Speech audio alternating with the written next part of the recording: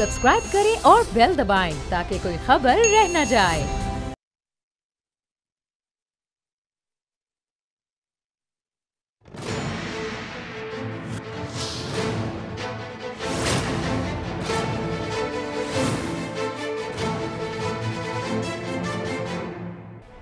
अस्सलाम नाज़रीन, मैं हूं नूरुल आरफीन सिद्दीकी और आप देख रहे हैं मेरी जंग। आज की एपिसोड को आप लतीफ़ा स्पेशली समझिए। अजीब व गरीब मुख्तलिफ़ुन नौ लताइफ़ आपसे शेयर करने जा रहा हूँ। सियासी किस्म के लताइफ़। कहतुर रिजाल एक मरतबा फिर कम अज़ कम इस पार्ट ऑफ द वर्ल्ड में साबित हो गया। फवाद द ग्रेट चौधरी की एक और दिहाड़ी लग गई। वो जो अपनी बदजुबानी, बदकलामी और कैश पर पंगे लेने की वजह से एक मरतबा वजारत इत्तलात से महरूम कर दिए गए थे, एक मरतबा फिर किस्मत की देवी उन पर मेहरबान हो गई। अब उनके बाबा ज़्यादा तगड़े हैं या मामलात कुछ हैं उनके साथ कि एक मरतबा फिर नामा अमाल उनका जो है वो ज़बरदस्त किस्म से सामने आ गया है और उसमें एक मरतबा फिर उनको एक इंतहाई अहम ज़िम्मेदारी तफवीज़ कर दी गई और वह ज़िम्मेदारी है वज़ीर आज़म साहब के तर्जुमान की। अब वजारत इत्तलात का ओहदा ज़्यादा बड़ा था या ये वजारत मेरे ख्याल है वज़ीर आज़म के तर्जुमान का ओहदा, ये थोड़ा सा मैं गड़बड़ा रहा हूँ क्योंकि जब वहाँ पे नहीं चल पाए थे यहाँ कैसे चल पाएंगे। और आया इमरान खान साहब को ये इन्होंने कुछ ज़्यादा जिसको कहते हैं गीदड़ सिंगी दे करके ये हासिल किया ओहदा, या वाकई ये इतने ही टैलेंटेड, इतने ही कॉम्पिटेंट हैं कि जो हर बार इन्हीं के नाम का कुरा जो है वो कहीं ना कहीं निकल आता है। साथ ही साथ वज़ीर रेलवे जो रेलवे में कुछ न कर पाने का गम भुलाने के लिए बरतानिया के दौरे पे थे, अच्छी भली शॉपिंग फरमा रहे थे अपने कुछ दोस्तों के बल पर, लेकिन पता नहीं दुश्मनों को क्या सूझी कि उन पर अंडों की बरसात कर दी गई। हालांकि कम से कम पूछ लेना चाहिए था कि सर अंडे आप किस चीज़ के साथ लेंगे, बॉइल्ड आमलेट या किसी और फॉर्म में, लेकिन बदतहज़ीबी तो खैर किसी भी खित्ते ज़मीन पर हो सकती है, अब उसका क्या कहें। लेकिन इस वारदात से शॉपिंग का कमबख्त सारा मज़ा जो है वो किरकिरा होकर रह गया। जिक्र चला है तो नून लीग का कैसे ना होगा। नून लीग ने एक मरतबा फिर लतीफ़ा सुनाया है। कहते हैं जी हुकूमत मुखालिफ तहरीक चलाएंगे। मेरा बस चलता तो मैं इसके आगे लिख देता उई अल्लाह। शहबाज शरीफ साहब की कमरिया ही सही नहीं हो रही, इतना फूं फां ये कर दूंगा वो कर दूंगा, नतीजा वही ढाक के तीन पात, एंड टाइम पे कमर पकड़ के लेट गए। अब नून लीग वाले या नून लीग के वोटर सपोर्टर ये बात माने तो जाहिर है कि उनका तो हक बनता है कि एन वो उस कॉन्फ्रेंस से जो एक इंतहाई अहम कॉन्फ्रेंस हुकूमत के ख़िलाफ़ तय पा चुकी थी उसमें उनका ना जाना, मतलब मेरा ख्याल है कि आप समझ रहे होंगे मैं क्या नहीं कहना चाह रहा। बिलावल भुट्टो साहब, उनको भी एंड टाइम पर जो है वो मुल्क के एक हिस्से के लोग याद आ गए। आवाम से इतनी मोहब्बत थी कि उन्होंने कहा भाड़ में गई गवर्नमेंट, मैं तो चला, हेलीकॉप्टर पकड़ा और शॉट हो गया। बिलावल साहब ने अपने तौर पर एक और तीर चलाया है। इमरान खान साहब को उन्होंने माशी रहजन करार दिया है। फरमाया कि माशी नाकामी के ज़िम्मेदार भी इमरान खान साहब हैं। पूछना ये था कि आपके दौर में पाकिस्तान ने वर्ल्ड बैंक को जितना कर्जा दिया था, अमेरिका को जितना एड आपने दी थी, अगर उसकी तफसीलात जारी फरमा देते तो मुझ गरीब पर एहसान हो जाता। वालिद मुअज़्ज़म भी बाज ना आए, उन्होंने अपने तौर पर एक मरतबा फिर भारी होने की कोशिश फरमाई है। शेख रशीद के नक्शे कदम पर चलते हुए उन्होंने भविष्यवाणी की है। उन्होंने कहा कि 2020 में इमरान खान वज़ीर आज़म नहीं रहेंगे। पूछना ये था हुज़ूर 2020 में आप कहाँ होंगे, कुछ बताएंगे? मैं किस जेल नहीं कह रहा, मैं किस जेल नहीं कह रहा, आप कहाँ होंगे। इसी किस्म की कुछ लताइफ पर बात करने के लिए आज मेरे साथ मौजूद हैं मोहतरम खेलदास साहब, पाकिस्तान मुस्लिम लीग नून की तर्जुमानी, अखुंदुज़ादा चट्टान साहब पाकिस्तान पीपल्स पार्टी से हमारे साथ होंगे, और शौकत बसरा साहब एक मरतबा फिर जस्टिफाई करने की कोशिश करेंगे पाकिस्तान तहरीक इंसाफ के अनमोल रतन, जहलुम के आइंस्टाइन फवाद चौधरी की इस तकर्रुरी को। शौकत बसरा साहब, सर मैं डायरेक्ट सवाल पूछ रहा हूँ और मैं आपको कश्मीर पे नहीं जाने दूंगा, मैं कश्मीरी भाइयों पे नहीं जाने दूंगा, मैं अफवाज पाकिस्तान पे नहीं जाने दूंगा। Between the line straight answer, Fawad Chaudhry deserve करते हैं, इतने ही टैलेंटेड, इतने ही कॉम्पिटेंट हैं, या इस मरतबा उनके बाबा कुछ ज़्यादा तगड़े निकले थे? क्या गीदड़ सिंगी उनके पास है कि एक मरतबा फिर वो खान साहब को झांसा देने में कामयाब हो गए। और खान साहब वाकई इतने मासूम है, या वो जो हारून रशीद साहब की एक बात बार बार मेरे दिमाग में आ रही है आज सुबह से कि इमरान खान को अफराद की, लोगों की पहचान नहीं है? मुख्तसर जवाब, between the line. Noorul Arifeen, पहले तो ये बताइए कि क्या नोटिफिकेशन हो गया है, कॉपी है आपके पास? ये जो आप खबर चला रहे हैं हसन मुर्तज़ा कि फवाद चौधरी साहब का नोटिफिकेशन एज अ नहीं लेना, spokesperson to prime minister हो गया जी? फवाद नूरुल आरिफीन जी सर, सॉरी मैं आपकी बात नहीं सुन पाया, दोबारा कहिएगा।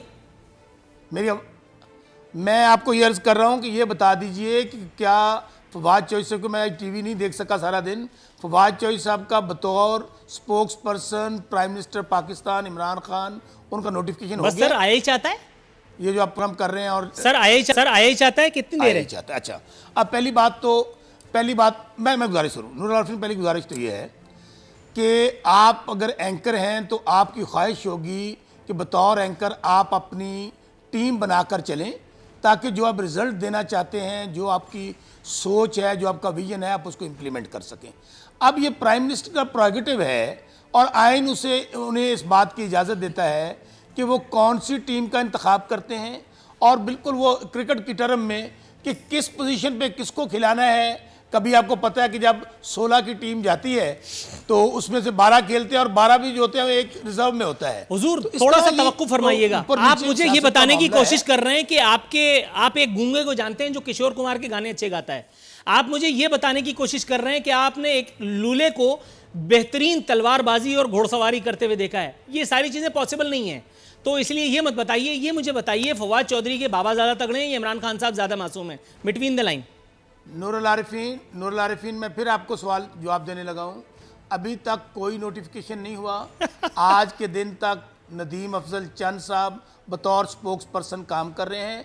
अगर कल कोई तब्दीली आ जाती है तो वो फिर कह रहा हूँ प्राइम मिनिस्टर का प्रोगेटिव है। अब आ जाते हैं फवाद चौधरी साहब पर। देखिए, आप को पता है फवाद चौधरी साहब माशाल्लाह बहुत टैलेंटेड हैं। उनको आपकी फील्ड में भी रहे, आपको तो ज्यादा पता होगा उनका कि जिस अंदाज में, मतलब एक आदमी जो पाकिस्तान पीपल्स पार्टी की दौर में भी इख्तिदार एंजॉय कर चुका, एक आदमी जो मुशर्रफ के दौर में भी इख्तिदार एंजॉय कर चुका, और वही आदमी जो इमरान खान को बबांगे दोल बुरा भला कहता रहा। इंटरनेट पे, यूट्यूब पे आज भी वीडियोस अवेलेबल है, मैं अपने प्रोग्रामों में चला चुका हूं। उसके टैलेंटेड होने में कोई शक है? ये बात आप हमसे शेयर कर रहे हैं, तो बहुत पुरानी खबर है हुजूर। थोड़ा सा तवक्कुफ फरमाइएगा, मैं आपकी तरफ आता हूं। नूरुल आरिफीन में फिर थोड़ा सा तवक्कुफ हुजूर, थोड़ा सा तवक्कुफ जी, प्लीज जी। खेलदार साहब, अखुनज़ादा चट्टान साहब को लाइन पे लो। खेलदार साहब, हुजूर खेलदार साहब, ये मुझे बताइएगा हुजूर वाला, लतीफ़ों का मौसम है, क्या ही ज़रूरी था कि अपना हिस्सा डाल दिया जाए? कोई सीरियस बात की होती, कोई मुल्क कौम का भला किया होता।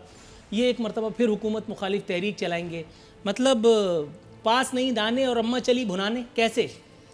देखिए, पहले तो मैं नूरुल आरिफीन साहब, आपकी मेहरबानी, आपने मुझे मदऊ किया अपने प्रोग्राम में।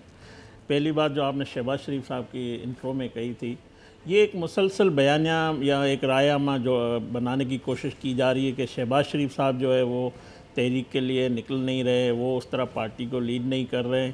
यार मुझे ये बताएं, अगर आज नवाज़ शरीफ साहब को कोई तकलीफ़ है या वो जिस करब से गुज़र रहे हैं, जिस हालात से PMLN गुज़र रही है, जितना अफसोस, जितना दुख शहबाज शरीफ साहब को होगा उतना ना खीलदास को होगा, ना नूरुल आरिफीन को होगा, ना किसी और को होगा।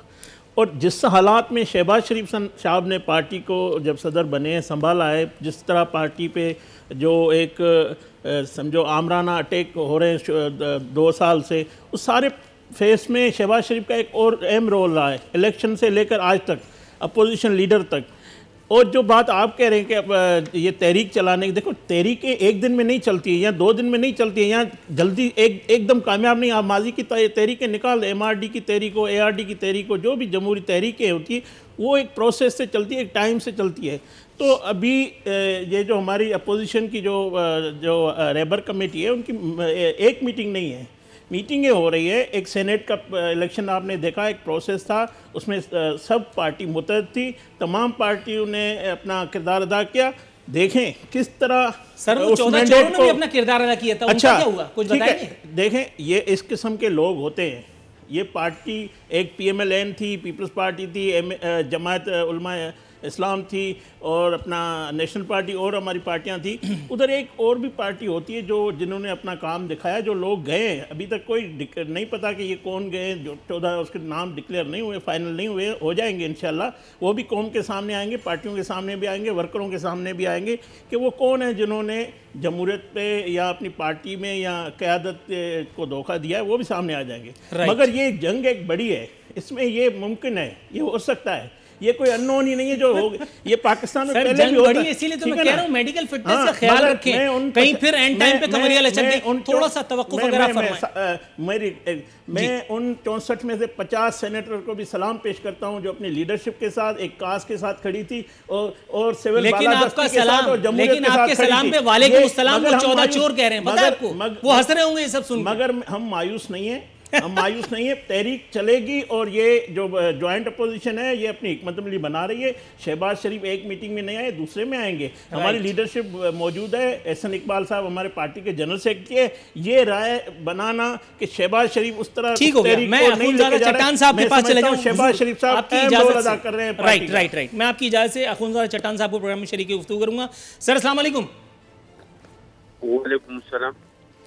आप की आवाज़ मुझे बहुत तगड़ी आ रही है, ज़रा आवाज़ दुरुस्त करते हैं भाई। अच्छा सर, हुजूर वाला ये मुझे बताइएगा, हुकूमत मुखालिफ तहरीक के बारे में हम गुफ्तगू कर रहे हैं। हुकूमत मुखालफत तो सिर्फ ज़ुबानी कलामी ही हो रही है, लेकिन अमली तौर पर कोई इस सिलसिले में कदम अवाम पाकिस्तान के सामने अभी तक आया नहीं है। शहबाज शरीफ साहब पिछली मरतबा अपनी कमर की वजह से आगे पीछे हो गए, बिलावल साहब को अवामी जलसों से खिताब करने जाना पड़ गया। सेकंड टियर आपके ख्याल में वाकई इतनी तगड़ी है पाकिस्तान पीपल्स पार्टी की हो या नून लीग की कि वो इमरान खान की हुकूमत को टॉपल कर दें? सर बिस्मिल्लाहिर्रहमानिर्रहीम। हमारे अपोजिशन का तो सबसे पहला ख्वाहिश ये है कि ये हुकूमत चले, ये 5 साल पूरा करे, लेकिन ये जो अवाम की जीना हराम कर दिया है, उन डॉलर का कीमत पहुँचाए, जो पेट्रोल है, इनकी जो गलत इक़दाम है, मैं समझता हूँ कि ये सारा हुकूमत की गलत पॉलिसियों की वजह से कि लोग उसको चीख के कह रहे थे कि IMF के पास जाओ, IMF के पास नहीं गए। फिर जब गए तो वो जालिमाना शराइत मान दिए, न पार्लियामान में डिस्कस किया, न सेनेट में डिस्कस किया, न अपोजिशन से मुशावरत की, और अवाम पे एक इस तरह की महंगाई का तूफान खड़ा कर दिया। तो हम तो चाहते हैं सबसे पहले कि हम इसको क़िबला दुरुस्त करें। जहाँ तक अपोजिशन का ताल्लुक है, अपोजिशन में 10 जमातें हैं और इसके हर एक का अपना अपना है, हर एक का अपना अपना नेगेटिव है, और फिर हर एक का दूसरे के साथ एक माजी, और खुसूसी तौर पे मुस्लिम लीग नून और पीपल्स पार्टी का एक माजी है। तो हम आगे बढ़ रहे हैं आहिस्ता आहिस्ता। पहले हालात मौलाना फजल रहमान साहब कोशिश कर रहे हैं, शरीफ साहब और जरदारी साहब एक दूसरे के साथ बैठने को तैयार नहीं थी, फिर वो बैठने पे तैयार हो गए। फिर हमने एक रहबर कमेटी बनाई और आप रहबर कमेटी आगे जाएंगे और हम कोशिश करेंगे और हम हर कदम पे एक चीज मद्देनजर रखेंगे, और वो चीज है कि हम कोई इस तरह का इकदाम नहीं करें जिसकी वजह से पाकिस्तान को मज़ीद नुकसान हो, क्योंकि हमारा तहरीक अवाम की बेहतरी के लिए है, ये सिस्टम के बेहतरी के लिए है, सियासी इदारों के मजबूत करने के लिए है। हमारा हर कदम पे हमारा रहबर कमेटी कोशिश करेंगे कि हम जो भी इक़दाम करें इसमें मुल्क का फायदा हो, इसमें मुल्क के अवाम का फायदा हो, इसमें सिस्टम का फायदा हो, इसमें जमहूरियत का फायदा हो, और इसकी तरफ हम गामजन हैं और जा रहे हैं। और सियासी अमल ये एक लंबा प्रोसेस होता है लेकिन पायदार होता है। Got your point sir. थोड़ा सा तवक्कुफ की दरखास्त, हमारे साथ टेलीफोन लाइन पे रहिएगा। मैं चाहूँगा आप बकिया प्रोग्राम में भी हमारे साथ रहें, आपसे इस्तदा है कि मेरे साथ मौजूद रहिएगा। मैं ज़रा शौकत बसरा साहब से निमट लूँ। शौकत बसरा साहब, हुजूर वाला, ये मुझे बताइएगा, वजारत रेलवे बहुत एक अहम ओहदा है, अगर तो आदमी काम करना ही चाहे, लेकिन यहाँ नित नई ट्रेनों के इफ्तिताह करवा करके, वही कंपार्टमेंट पे नया चूना करवा करके, इमरान खान साहब से इफ्तिताह करवा करके उन्होंने उनको थका दिया, और उसके बाद अपनी थकन उतारने के लिए अवाम के पैसों पे वो चले गए बरतानिया। लेकिन यहाँ पे भी लोगों को जो है ना वो सुकून नहीं आया, उन्होंने जा करके अंडों की दुकान खोल दी उनके सर पे। तो हुजूर ये मुझे बताइएगा, ये मेरा ख्याल है पूछ लेना चाहिए था। अदब आदाब के तकाजे भी कोई होते हैं कि भाई आपको ऑमलेट पसंद है, बॉइल्ड एग लेंगे या कोई और किसी किस्म की किसी और फॉर्म में अंडा आपको चाहिए। लेकिन ये अचानक उनकी शॉपिंग का सारा मज़ा जो वहाँ किरकिरा कर दिया। कश्मीरी बेचारे भाई हमारे मुंतज़िर ही रहे कि ये कश्मीरी शेख रशीद जा कर के 2-4 फिल्मी डायलॉग बोलेगा, लेकिन वो तो वहाँ मज़े कर रहे थे। नूरुल आरिफीन, पहली बात तो ये है कि मैं ये समझ कि शेख रशीद साहब के आने के बाद रेलवे ने इम्प्रूव किया है। हाँ, इसमें बहुत ज़्यादा इम्प्रूवमेंट की और भी गुंजाइश मौजूद है, बहुत ज़्यादा काम करने की ज़रूरत है। एक वो एक्सपीरियंस्ड आदमी है, इसमें कतई दो राय नहीं है। सर, आपको कतल कलामी की गुंजाइश निकालते हुए आपको हादसात की तादाद याद है जिस पर अपोजिशन उनके इस्तीफे का मुतालबा कर चुकी? इतने हादसात पाकिस्तान बनने से आज तक नहीं हुए। मुझे नूरुल आरिफीन मुझे अर्ज़ कर लेने दें। आपकी बात से मैं कह रहा हूँ कि बहुत ज़्यादा इंफ्रास्ट्रक्चर को बेहतर करने की ज़रूरत है, बहुत ज़्यादा इम्प्रूवमेंट की ज़रूरत है। हर मिनिस्ट्री में काम करने की ज़रूरत है, बल्कि पाकिस्तान के हर शोबे में बहुत ज़्यादा हर तो फिर कारकर्दगी बेहतर कैसे होगी? ताकि पाकिस्तान जिसको 70 साल, चूँकि पाकिस्तान 70 साल तहरीक इंसाफ तो कभी हुकूमत में नहीं रही, 70 साल यहाँ पर ये जो चोरी रही, टके मारी रही, कमीशन खाए गए, हर इदारा जो बेड़ा गर्क कर दिया गया वो तहरीक इंसाफ ने नहीं किया। आप मुझे एक इंसाफ से अपनी बात कीजिएगा कि एक इदारा भी जब तहरीक इंसाफ की हुकूमत आई, इमरान खान साहब की हुकूमत, एक इदारा भी मुनाफा बख्श नहीं था, बल्कि 30,000 अरब का कर्जा जो बार बार हम कहते हैं हमें वो विरासत में मिला। कर्ज उतारने के लिए कर्ज ले रहे हैं मेरे भाई, डेली 600 करोड़ रुपए सूद अदा कर रहे हैं। अब पूरे का पूरा पाकिस्तान गिरवी रख दिया गया और कर्जे लिए गए, ये एक हकीकत है। अब आते हैं दूसरे पार्ट पे जो आपने कहा कि लंदन में हुआ। देखें, मैं जिसने भी ये किया किसी भी क़यादत के साथ हो, मेरे ख्याल में ये गलत बात है, और ये जो भी करता है पूरी मनसूबाबंदी के साथ। और सर ये गलत भी है, मतलब देखिए ना, अंडों से तो पूछ लेना चाहिए था कि भाई तुम लोगों की इजाजत रजामंदी है कि नहीं। अंडों को कितना बुरा लगा होगा, सोचिए जरा। नूरुल आरिफीन, आप शरारतों से बाज नहीं आते, आप बाज आ जाओ। आप ये जो ना हर प्रोग्राम में जो कहा एजेंडा लेके बैठते हो ना, बाज आ जाए इस बात से।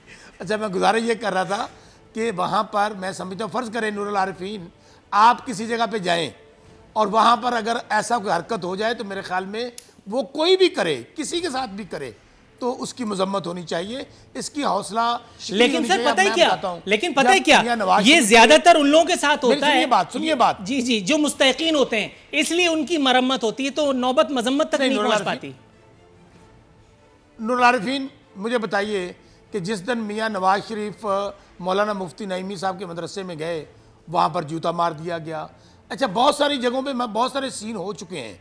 इससे होगा क्या?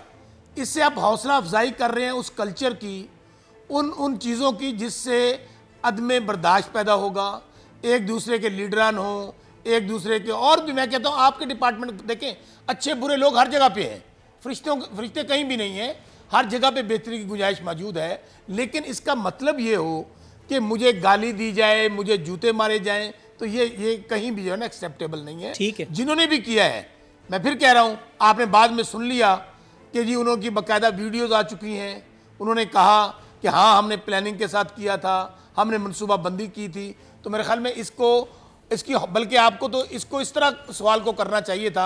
आप तो बड़े मज़े लेकर कर रहे हैं और मज़े इंजॉय करवा रहे हैं और ख़ुद भी कर रहे हैं और दुनिया को भी इंजॉय करवा रहे हैं। आप जैसे एंकर को जो बड़ा दर्दमंद दिल रखने वाला बंदा है, उसको तो ये नुक्ता उठाना चाहिए था नूरुल आरिफीन कि ऐसी चीज़ों की हौसला शिकनी होनी चाहिए। देखिए ना, बात यह है कि दुनिया कहाँ निकल गई।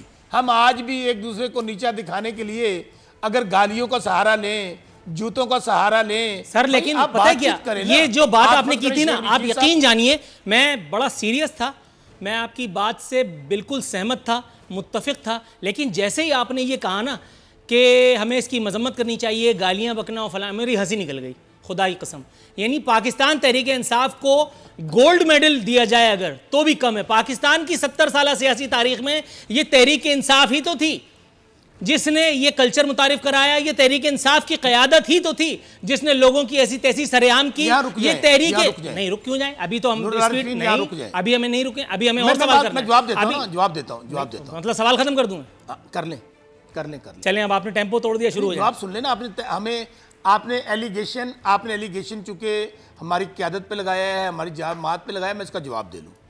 देखिए, गुजारिश ये है कि प्राइम मिनिस्टर इमरान खान की, जहाँ तक आप चूँकि इन्वर्टेड कॉमास में बात कर रहे हैं, भाई चोर को चोर ना कहा जाए तो मुझे चोर साहब कहा जाए, डाकू को डाकू ना कहा जाए तो डाकू साहब कहा जाए। यही मसला हुआ है पाकिस्तान के अंदर कि जो जितना बड़ा चोर था और अगर वो वज़ीर आज़म बन गया, वो सदर बन गया, वो उतना बड़ा ताकतवर बन गया, उससे लोग डरने लग गए। उसके लिए कोई कानून नहीं था, उसके लिए कोई इदारे नहीं थे, उसके लिए ये समझा जाता था कि चूंकि भाई ये प्राइम मिनिस्टर है, सर पता है क्या, वजीर एक तो मेरे शो की ड्यूरेशन जरा थोड़ी सी लिमिटेड है, एंकर है। नहीं मैं पता है आपसे नाम पूछ रहा हूँ, आप मुझे शनाख्ती कार्ड नंबर में उलझा रहे हैं। खैर सही है, मतलब पीटीआई समझ में आ रही है।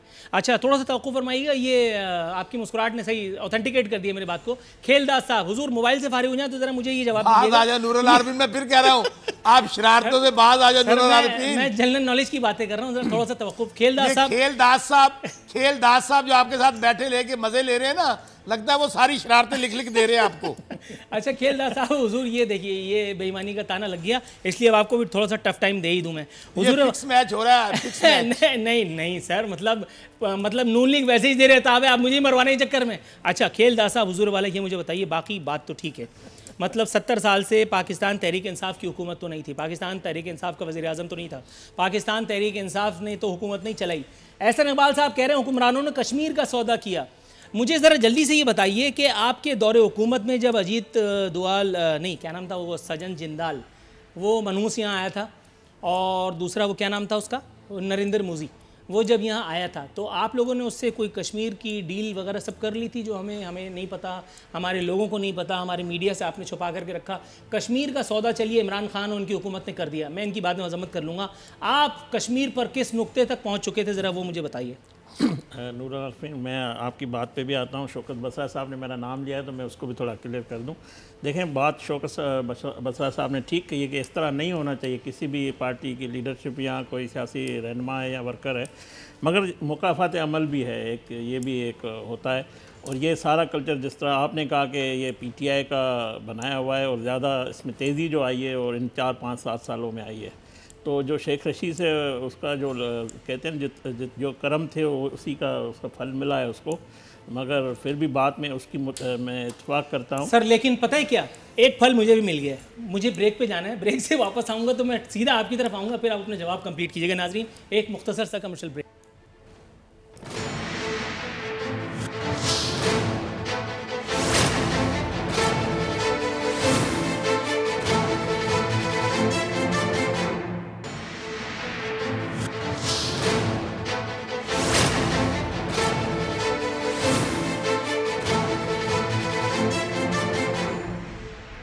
नाज़रीन दस्तूर हमारे मेहमान हमारे साथ मौजूद हैं। खेलदास साहब, सर आपका जुमला मैंने उचक लिया था, अपनी जुमला कंप्लीट कीजिए, उसके बाद फिर मैं अपने सवाल पे जाऊँ। देखें नूरुल आरफीन साहब, नवाज शरीफ साहब को जो हमारा पड़ोसी मुल्क है, जो बल्कि दुश्मन मुल्क है, उनके ताल्लुकात जो रहे हैं पाकिस्तान के साथ, नवाज शरीफ साहब ने कोशिश हमेशा की, जब भी उसको इक़्तिदार मिला, वाजपेयी आया था इधर पाकिस्तान में चल के, आपने देखा था मीनार पाकिस्तान में, उसके बाद जिसको वज़ीर आज़म साहब बड़ी ट्वीट किया था कि मोदी अगर जीत जाएगा कश्मीर का मसला हल हो जाएगा, उसके बाद वो फ़ोन करता रहा वज़ीर आज़म साहब, उसकी फ़ोन अटेंड नहीं हो रही थी, वही मोदी जब रायवंड में चल के आया था, तो हमें तो हमेशा गद्दार करार दिया जाता है और यार करार दिया जाता है, कभी मोदी का कभी वाजपेयी का, तो ये एक लंबी दास्तान है, इस पर कभी बात करेंगे। मगर हमें ये बताया जाए कि जब ये ट्रंप के पास वज़ीर आज़म साहब गए हैं, उधर से वापसी में जब वो उतरे हैं और जो फूल सारी कैबिनेट लेके बैठी हुई थी कि 92 का जैसे वर्ल्ड कप मैंने जीता है, जो शादमाने बजाए गए, जो खुशखबरियाँ बताई गई, तो वो ये क्या खुशखबरी थी, ये जो उसको ट्रंप साहब ने कहा सालसी का किरदार जिस तरह कश्मीरियों के साथ हो रहा है, हमें आज हुकूमत बताए जो वक्त हुक्मरान है कि आज इन्होंने कश्मीरियों के लिए जो हमारी बहनों की जो तजलील हो रही है, जो कर्फ्यू है, जो उन 5 तारीख से जो शुरू हुआ है कर्फ्यू, उसमें इनका हुकूमत का रोल क्या है, इन्होंने क्या किया है, हमसे आप क्यों पूछ रहे हैं? हमने जब भी किया हमें तो गद्दार और यार करार दिया गया, हमने अगर कोशिश भी की तो हमें तो नहीं करने दी गई, मगर आज जो बैठे हुए हमें बताए कि इन्होंने क्या कर लिया है हमारे जो बड़े से बड़ा दुश्मन मुल्क है। मैंने आपसे पूछा था, आपने मुझे दूसरी तरफ डाइवर्ट कर दिया। ठीक है, मैं इनसे पूछ लेता हूं। मैं ये कह रहा हूँ जी, जो जुल्म हो रहा है, जो बर्बरियत हो रही है, उसके लिए इन्होंने क्या किया है? ठीक हो, ये सिर्फ ट्यूट पे सहारा करेंगे या सौदा करके आए, ये बताया जाए कौम को। कौम आज बच्चा पूछ रहा है। अखूनज़ादा चट्टान साहब के पास में पहले जाऊंगा। चट्टान साहब, हुजूर वाला जरदारी साहब का एक स्टेटमेंट मेरे सामने मौजूद है। कह रहे हैं 1-2 महीने में रावलपिंडी का मौसम बदलने वाला है। उन्होंने ये भी कहा कि इमरान खान 2020 तक वज़ीर आज़म नहीं रहेंगे। हुजूर वाला, इस किस्म की शेख रशीद टाइप तारीखें तो पहले भी कई मरतबा दी गई हैं। कोई कह रहा था मार्च में डबल मार्च हो जाएगा, अब फिर कहा जा रहा है कि शायद दिसंबर में इमरान खान नहीं होंगे।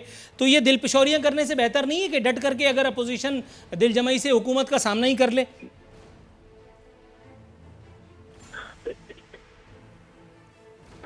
ख्वाहिश ये है कि ये हुकूमत चले। तो दांडी का इलेक्शन हुआ और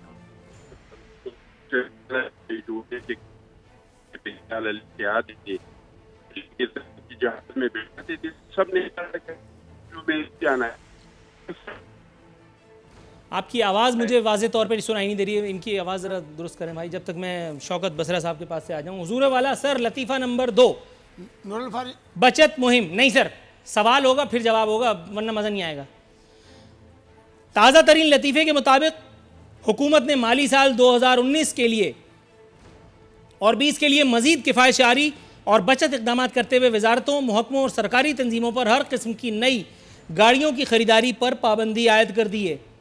हुजूर वाला, वो चंद भैंसें बेच करके और वो रद्दी टुकड़े बेच करके जितना आपने पाकिस्तान को निहाल कर दिया था, ख़जाने भर दिए थे, वो क्या कम था?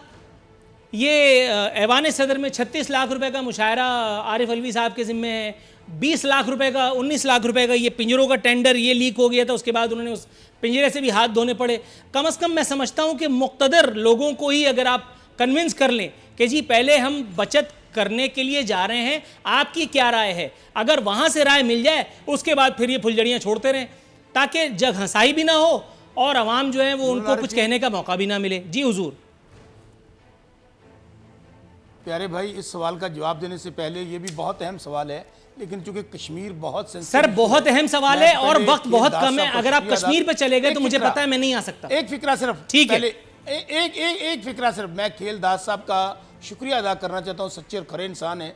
चलें, शुक्र है, ये तो मानते नहीं, उन्होंने मान लिया कि हम मोदी के यार भी हैं और गद्दार भी हैं। और जाहिर है जब मोदी को आप अपनी शादियों में बुलाएंगे, जहाँ पर हमारे कश्मीर के अंदर हमारी माँ और बहनों की असमतें लुट रही थी, जहाँ पर नौजवानों का कत्लेआम हो रहा था, वहाँ ये शादियाने बजा रहे थे, बगैर वीज़ों के सजन जिंदाल आ रहा था। तो आपको पता नहीं था, खेलदास भाई मैं नहीं बोला, खेलदास भाई सब्र कर लेना, आपने बात की, मैंने इंटरप्ट नहीं किया। 70 साल अगर उन्होंने कुछ किया होता तो आज कश्मीर आज़ाद होता। हमने क्या किया है? हमने पुलवामा में आपने देखा, उनको तिगनी का नाच नचा दिया और उनके तैयारे गिराए, पायलट पकड़े, और उसके बाद मुख्तसर बात करके आगे चलता हूं।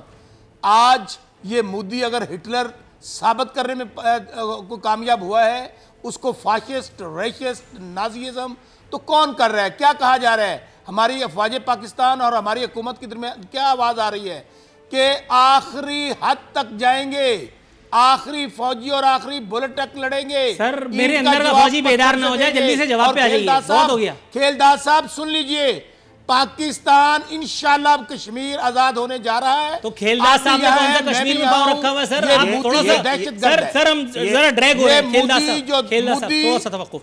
सर बहुत हो गया कश्मीर के ऊपर, आपकी मैंने जज्बात भी सुन लिए, आवाम को आपने। अब आता हूं, हाँ प्लीज आ जाइए, मतलब टाइम नहीं है ना यार जी। अब आता हूं नूरुल आरिफीन, गुजारिश ये है कि आपका सवाल अपनी जगह, लेकिन मुझे एक बात बताइए, फिर मैं आपसे एक गुजारिश करूंगा कि आपको हमारा 36 लाख का मुशायरा नज़र आ गया, अगर ना करवाते तो बहुत अच्छा होता।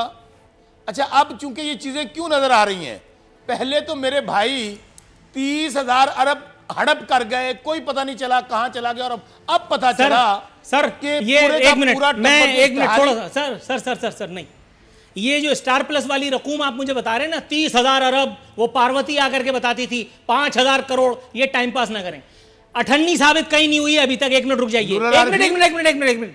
अगर इतने ही सर पहले मेरी बात तो कंप्लीट होने दीजिए। अगर इतने ही श्योर शॉट है, मैं आपको बताता हूं सबका मुंह काला करने का एक नया तरीका, सुनिए और सर दुनिए। प्रेस कॉन्फ्रेंस अरेंज कीजिए, जितने ये फिरौन सिफत एंकर हैं उनको बुलाइए, एक शामियाना सजवाइए, आसिफ अली जरदारी और नवाज शरीफ, शहबाज शरीफ, आसिफ अली जरदारी साहब, बिलावल भुट्टो, सबको एक सामने खड़ा कीजिए, एक डॉक्यूमेंट के ऊपर इनसे साइन करवाइए कि जितनी रकूम आप बता रहे हैं पार्वती टाइप की, ये इन्होंने हड़पी और ये उसका इतने इतने इतने % वापस कर रहे हैं। बिलीव यू मीन की सियासत नहीं, ये खत्म हो जाएंगे, इनकी कर्रो फर्क खत्म हो जाएगी। ये टाइम पास करके इतनी बड़ी बड़ी रकूम बता करके जिनका 10% निकालने में इंसान की जिंदगी निकल जाती है, क्या बात करते हैं सर आप? सवाल कुछ जवाब कुछ। नूरुल आरिफीन खबर ले लो, खबर भी ले लो। बोल टीवी पे नूरुल आरिफीन के प्रोग्राम में कह रहा हूं कि पैसों की वापसी के मामला शुरू हो चुके हैं, जायदादें इनकी कुर्क हो रही हैं और दोनों घर, ये मैं आज आपके प्रोग्राम में बता के जा रहा हूं, दोनों घर पैसे देने के लिए डायलॉग कर रहे हैं। अब आप मेरे से कहेंगे मुझे बताओ सोर्स क्या है, आपको हर चीज़ यहाँ होती जाएगी। अब इनको पता चल गया, हमने जजों की वीडियोस भी बना ली, ब्लैकमेल भी कर लिया, अदलिया पे हमले भी कर लिए, खलाई मखलूक के खिलाफ जिसको कहते हैं खलाई मखलूक, उन जलसे जुलूस भी कर लिए। मेरे भाई आपकी ख्वाहिश बहुत जल्द पूरी होने वाली है, क्योंकि जिस शख्स का नाम इमरान खान है, जिसको आज ये क्रिटिसाइज करते हैं, वो इनको कभी एनआरओ नहीं देगा, कभी इनको लोगों को रास्ता नहीं देगा। वो एक ही रास्ता है कि पैसे वापस करें।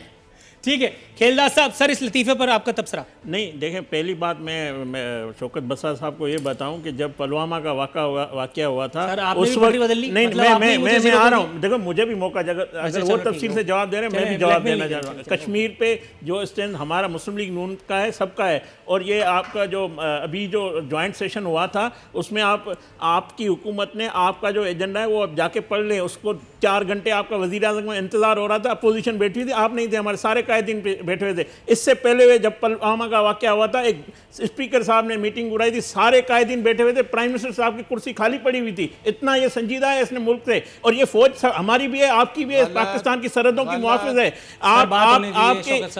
आपको कोई इदारा जाती नहीं है, आपके पीटीआई का, ये सबकी है, और ये इस मुल्क की इन्होंने मुहाफिज है, इनकी कुर्बानियां हैं, इसको हम भी सलाम करते हैं। और कश्मीर के मामले पे सब ये रकम और ये जो ज्वाइंट सेशन का करारदाद है उस पर सबकी साइन है, इसका क्रेडिट लेने की कोई जरूरत नहीं है, और इस पे आवाज उठाने की जरूरत है, इसको मौत और जवाब देना को भारत की दूसरी बात जो आपकी शौकत बसरा साहब थोड़ा सा तवक्कुफ, शौकत बसरा साहब थोड़ा सा तवक्कुफ सर, वापस हो रहे हैं जी सर, जी खेलदास साहब। जो दूसरी बात आपने थोड़ा रिपीट करें सर, पैसे की वापसी वो इतनी देखें, पहली बात ये जो बसरा साहब कह रहे हैं चोर रेलवे, मुझे बताए शेख रशीद सर, मैं आपकी तरफ आ रहा हूं, ये 70 सालों से इस मुल्क को जो लूटने वाले हैं वो सारे इस हुकूमत में मौजूद है। ये शेख रशीद पहले भी रेलवे का मिनिस्टर बना है, तो शायद ये इसको चोर बोल रहा है। आधे मिनिस्टर तो आपके सारे 70 सालों से वक्त बदल के, पार्टियां बदल के हुकूमत को ऐसा हो रहे हैं, चोर तो आपकी पार्टियां, किसको चोर बोल रहे हैं। और दूसरी बात ये बसरा साहब आप याद रख लें, आप याद रखें, आप हम 1 रुपया हमारे पास ना निकला है ना हम देंगे। मैं आपको बता दूं, चलें जी, बात खत्म हो गई। शौकत बसरा साहब आपकी खबर खुश हो गई। अच्छा, नवाज शरीफ एनआरओ नहीं देंगे। नवाज शरीफ जो सिविल बालादस्ती की जंग लड़ रहे हैं, ठीक है, कोट लखपत जेल में रख दो, या जेल में रख दो, या हमजा शहबाज को अंदर कर दो, या राणा सनाउल्लाह कर दो। ये आपकी धमकियों से हम डरने वाले नहीं है। ये नेब आप भले इस्तेमाल कर लो, कुछ नहीं होगा। साहब थोड़ा सा तवक्कुफ फरमाइएगा।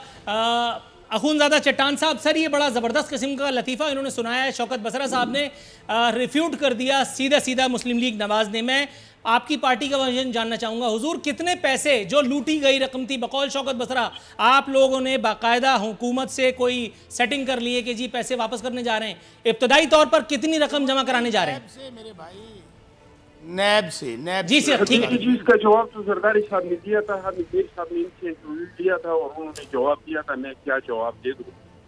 लेकिन ये पीटीआई में कुछ लोग हैं जो बार ये बात कहते हैं कि 70 साल हुकूमत और माजी की हुकूमत है, और बहुत अफसोस से कहना पड़ता है कि ये वही लोग हैं जो माजी की हुकूमतों में रहे हैं और दावा करते हैं कि आज का हुकूमत माजी का हुकूमत नहीं है। मुझे बताए वज़ीर खारजा माजी का है कि अभी का है, वज़ीर दिफा माजी का है कि अभी का है, इस तरीके से वज़ीर इत्तलाआत माजी की है कि अभी की है।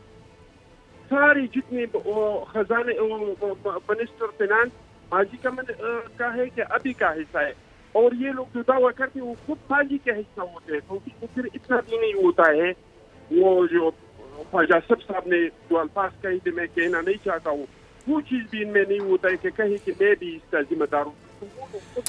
Right sir. शौकत बसरा साहब, खेल साहब, खुंजा चट्टान साहब, अनफॉर्चुनेटली मुझे इमीडिएटली वाइंड अप की कॉल दे दी गई। नाज़रीन, इसी के साथ हमारे प्रोग्राम का वक्त है।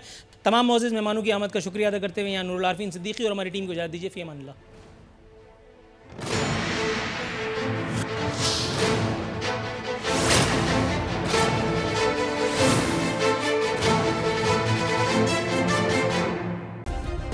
सब्सक्राइब करें और बेल दबाएं ताकि कोई खबर रह न जाए।